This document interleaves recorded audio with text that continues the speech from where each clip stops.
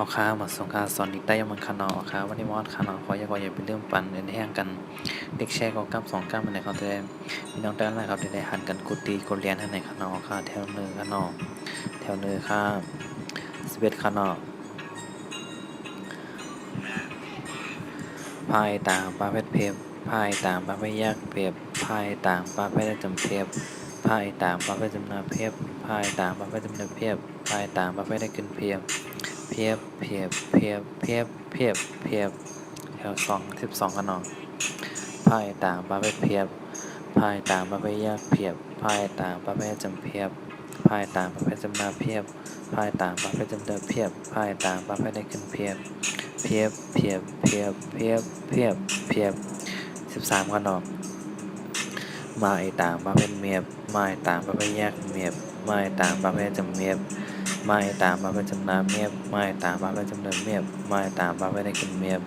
เมียบเมียบเมียบเมียบเมียบเมียบ14ขนอยายต่างประเภทเย็บยายต่างประเภทแยกเหยียบยายต่างประเภทจำเย็บยายต่างประเภทจำนาเย็บยายต่างประเภทจำเตยเย็บยายต่างประเภทได้ขึ้นเย็บเย็บเย็บเย็บเย็บเย็บเย็บ15ขนลายต่างประเภทเรียบลายต่างประเภทแยกเรียบลายต่างประเภทจำเรียบลายต่างประเภทจำนาเรียบลายต่างประเภทจำเดินเรียบลายต่างประเภทได้ขึ้นเรียบ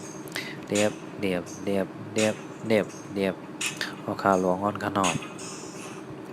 เพียบเพียบเพียบเพียบเพียบเพียบ12ครับ